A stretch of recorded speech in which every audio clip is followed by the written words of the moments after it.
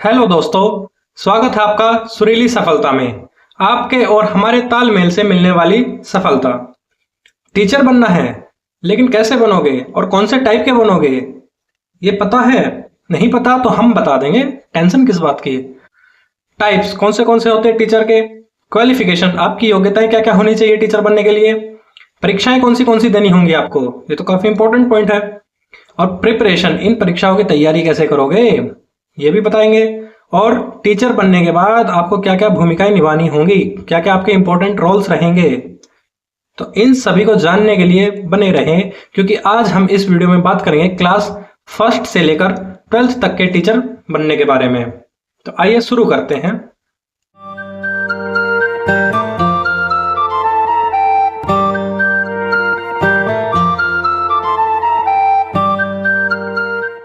Teaching profession में दो type के टीचर होते हैं, एक तो है नॉर्मल एजुकेटर, दूसरे है स्पेशल एजुकेटर।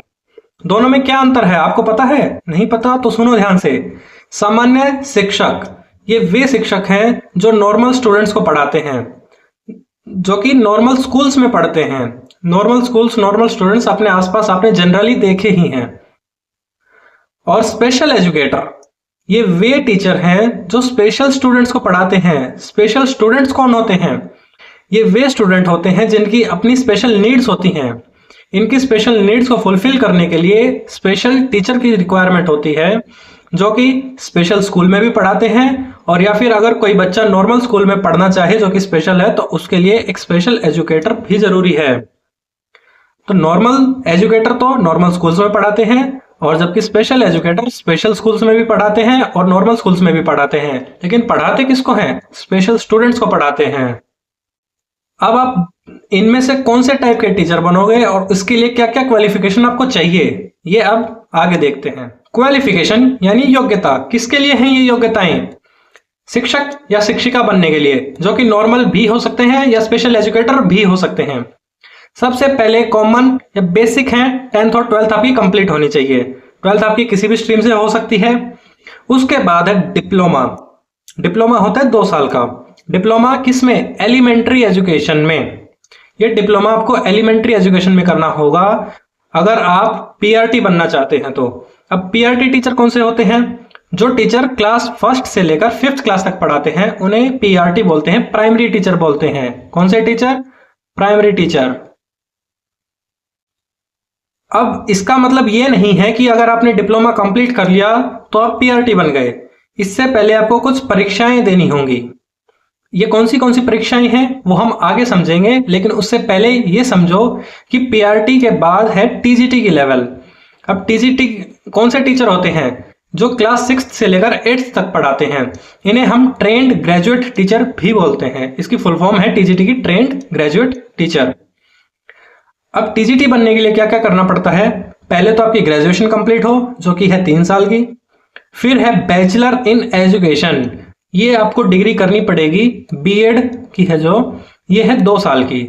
3 साल की ग्रेजुएशन, फिर 2 साल की बीएड।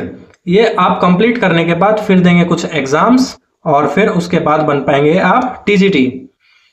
एक ऑप्शन ये भी है कि आप ये 5 साल करने की बजाय इसको 4 साल में कंप्लीट कर सकते हैं, जो कि है इंटीग्रेटेड प्रोग्राम, जिसमें ग्रेजुएशन प्लस बीएड कंप्लीट हो जाती है। ग्रेजुएशन जैसे कि बीए प्लस बीएड या बीएससी बीएड, ये 4 साल में कंप्लीट हो जाती हैं, आपको 5 साल नहीं देने पड़ते। लेकिन प्रोसीजर इसका भी आगे सेम वही है कि 4 साल की बीए बीएड या बीएससी बीएड कंप्लीट करने के बाद आप कुछ एग्जाम्स देंगे और उसके बाद टीजीटी बन पाएंगे। टीजीटी के बाद है पीजीटी। ये वे टीचर हैं जो क्लास 9th से लेकर 12th तक पढ़ाते हैं, जिन्हें हम पोस्ट ग्रेजुएट टीचर भी बोलते हैं। पोस्ट ग्रेजुएट यानी मास्टर्स होती है जो कि होती है 2 साल की। आपको पहले 2 साल की मास्टर्स कंप्लीट करनी है, फिर कुछ कंडीशन में आपको एग्जाम्स देने पड़ते हैं, कुछ कंडीशन में नहीं देने पड़ते, वो हम आगे सीखेंगे सब। लेकिन अभी ये देखते हैं कि पीजीटी के लिए पोस्ट ग्रेजुएशन कंप्लीट होनी चाहिए। एक स्पेशल कंडीशन है, 12th के बाद ग्रेजुएशन प्लस बीएड करो या फिर इंटीग्रेटेड ग्रेजुएशन प्लस बीएड करो। ये कंप्लीट करने के बाद एग्जाम्स देकर आप टीजीटी बनोगे। इसमें आपको पीआरटी की पोस्ट नहीं मिलेगी।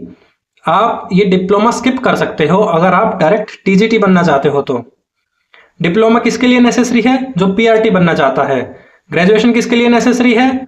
जो टीजीटी बनना चाहता है। ग्रेजुएशन, सिर्फ ग्रेजुएशन से काम नहीं चलेगा, ग्रेजुएशन प्लस बीएड। और पोस्ट ग्रेजुएशन किसके लिए जरूरी है? पीजीटी बनने के लिए। अब ये जो एग्जाम्स हैं ये कौन से हैं, अब हम इन्हें देखते हैं।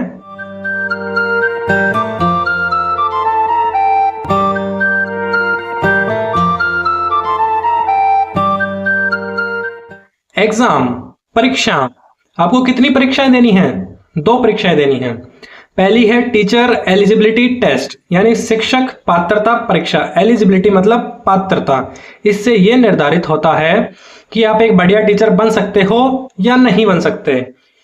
लेकिन ऐसा क्यों? पहले क्या होता था, पहले आपको सिर्फ क्वालिफिकेशन कंप्लीट करनी होती थी, फिर आप टीचर बन जाते थे। लेकिन उससे क्वालिटी मेंटेन नहीं रहती थी टीचर्स की। फिर क्या किया गया, क्वालिफिकेशन कंप्लीट करने के बाद बीच में एक टेट एग्जाम रख दिया गया, टीचर एलिजिबिलिटी टेस्ट, कि शिक्षक की पात्रता परीक्षा क्लियर होने के बाद ही एक बढ़िया शिक्षक घोषित किया जाएगा और तभी एक बढ़िया रेप्यूटेड स्कूल में वो टीचर बन सकता है।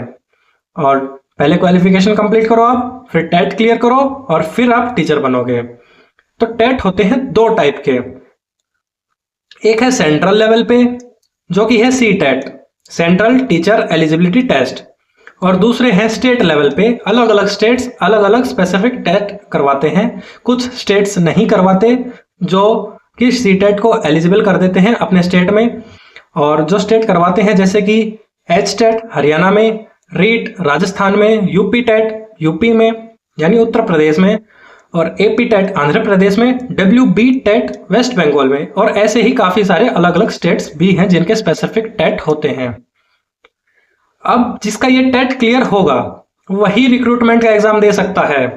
बिना टेट क्लियर किए आप रिक्रूटमेंट का एग्जाम दे भी नहीं सकते। तो अब दूसरा जो एग्जाम है वो है भर्ती परीक्षा, जो कि है जॉब के लिए। टेट क्वालिफाई करना मतलब जॉब मिलना नहीं होता, ये सिर्फ एलिजिबिलिटी है कि आप दूसरा एग्जाम दे सकते हो।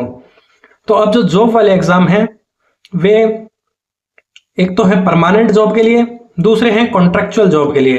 परमानेंट जॉब में भी कुछ सेंट्रल ऑर्गेनाइजेशंस हैं जो परमानेंट जॉब देती हैं, वैकेंसीज निकालती हैं। कुछ सेंट्रल लेवल पर ना होकर के स्टेट लेवल पर होते हैं, जैसे कि अलग अलग स्टेट्स हैं या फिर यूनियन टेरिटरी है। जैसे DSSB एग्जाम जो कंडक्ट करवाता है वो है दिल्ली के लिए, स्पेसिफिकली दिल्ली के लिए। और KVS केंद्रीय विद्यालय संगठन, इसमें भी आप टीचर बन सकते हो। इस ऑर्गेनाइजेशन में काफी बढ़िया ऑर्गेनाइजेशन है। लेकिन क्या होना चाहिए, आपका सीटेट क्लियर होना चाहिए। सीटेट क्लियर करने के बाद आप KVS की वैकेंसी का एग्जाम दे सकते हो। NVS नवोदय विद्यालय समिति, ये भी इसी के तरह है सिमिलरली, लेकिन NVS में PRT नहीं होते, TGT PGT होते हैं। फिर है EMRS Eklavya model residential school, ये भी सेंट्रल लेवल पर है। और जैसे कि DSSS भी आपने सुन ही लिया अभी, ये है दिल्ली के लिए।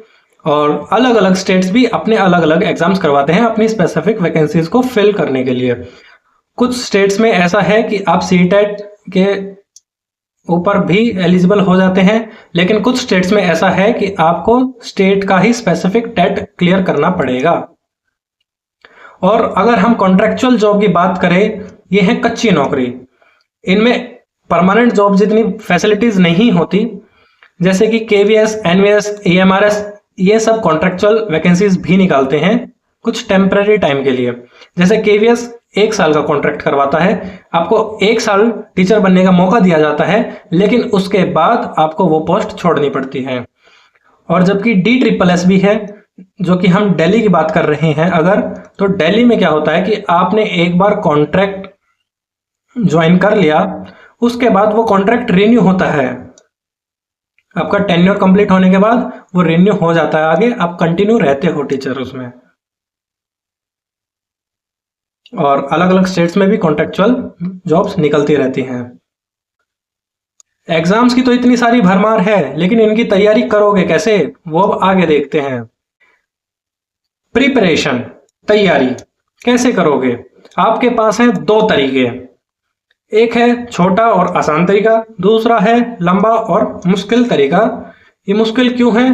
क्योंकि मुश्किल हो सकता है अगर आपने ज़्यादा टाइम लगा दिया तो। एनसीईआरटी बुक्स पढ़नी है जो कि है सेंट्रल लेवल के एग्जाम्स के लिए, और स्टेट बुक्स पढ़नी पड़ेंगी जो कि है स्टेट लेवल के एग्जाम्स के लिए। अब एनसीईआरटी बुक्स कौन सी पढ़नी पड़ेंगी? आपको 1st to 5th क्लास की पढ़नी पड़ेंगी अगर आप पीआरटी बनना चाहते हैं, 6th to 8th की पढ़नी पड़ेंगी अगर आप टीजीटी बनना चाहते हैं, और 9th to 12th की पढ़नी पड़ेंगी अगर आप पीजीटी बनना चाहते हैं। आपको बुक्स भी पढ़नी पड़ेंगी, नोट्स भी बनाने पड़ेंगे।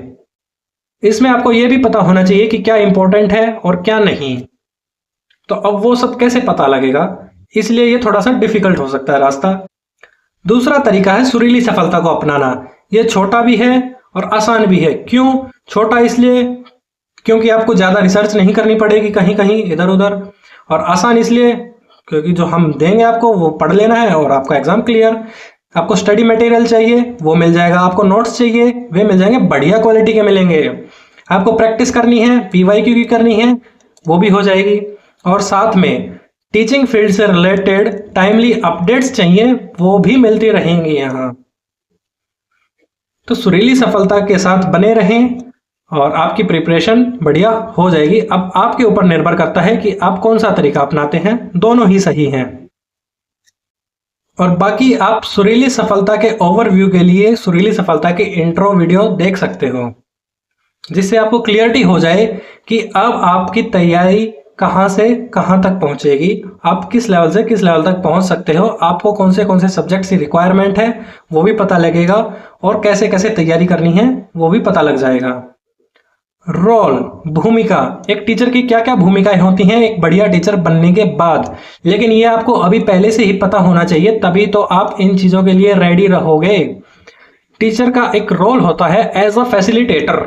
इसका मतलब होता है कि आपको बच्चे की हेल्प करनी है, और कब करनी है? जब बच्चे को हेल्प की ज़रूरत हो। Teacher as facilitator. फिर है नॉलेज प्रोवाइडर, ज्ञान तो आपको बांटना है ही। फिर है role model. Role of a role model मतलब कि एक बच्चा एक टीचर को रोल मॉडल भी मानता है, तो इसलिए टीचर की एक्टिविटीज, बिहेवियर, कम्युनिकेशन स्किल्स सभी बढ़िया होनी चाहिए, क्योंकि बच्चा जो भी देखता है वो सब सीखता है। मोटिवेटर, टीचर को एक मोटिवेटर की तरह भी एक्ट करना होता है, बच्चों को मोटिवेट करना है ताकि वो अपने जीवन में तरक्की करे और अपनी कंट्री की भी तरक्की हो। और सबसे इंपॉर्टेंट पॉइंट है लाइफ लॉन्ग लर्नर। अब कुछ क्या होते हैं इस पॉइंट को भूल जाते हैं, कुछ सोचते हैं कि अब टीचर बन गए अब क्यों सीखना है, अब तो मैं सिखाऊंगा दूसरों को, लेकिन ये बात गलत है। आपको क्या करना है, आपको एक लर्नर बनकर रहना है, लाइफ लॉन्ग बनकर रहना है। आप छोटे बच्चों से भी सीखोगे, बड़ों से भी सीखोगे, अपने से बड़े लोगों से भी सीखोगे, तो सीखते रहो, बढ़ते रहो। ये काफी इंपॉर्टेंट पॉइंट है, समझ गए? अब सुरीली सफलता की जो शॉर्ट्स हैं उनमें ऑब्वियसली छोटा कंटेंट है, स्मॉल कंटेंट है, लेकिन ये मत भूलना कि उनमें इंपॉर्टेंट कंटेंट है। और सुरीली सफलता की पोस्ट्स ये किस लिए हैं? ये होलिस्टिक प्रोग्रेस के लिए हैं। ये आपको यूट्यूब के कम्युनिटी या पोस्ट सेक्शन में मिल जाएंगी। ये ओवरऑल डेवलपमेंट के लिए हैं आपकी। फिर है स्टडी मटेरियल, किस किस के लिए? पीआरटी पोस्ट के लिए, टीजीटी, पीजीटी, एनटीटी। एनटीटी के बारे में हमने अभी बात नहीं की है, जो कि हम आने वाली वीडियोस में करेंगे। एनटीटी, ईसीसीई और आईटीईपी ये क्या होते हैं, कौन कर सकता है, किस लिए करने होते हैं, ये सब आगे आने वाली वीडियोस में बात करेंगे हम। अभी देखते हैं स्पेशल एजुकेटर्स, इनके लिए भी हमारे पास स्पेशली कंप्लीट मटेरियल है। For notes check direct link in description box, video के डिस्क्रिप्शन बॉक्स में चेक कीजिए, या फिर चैनल के बायो लिंक्स में भी आप चेक कर सकते हैं नोट्स के लिए डायरेक्ट लिंक। लर्न करते रहो, ग्रो करते रहो और अपने टारगेट्स अचीव करो। सीखो, बढ़ो और अचीव करो। थैंक यू दोस्तों, यहां तक बने रहने के लिए। आपको आने वाली वीडियोस में भी ऐसे ही डिटेल्ड मटेरियल मिलेगा। सुरीली सफलता के संग पढ़ते रहो, बढ़ते रहो।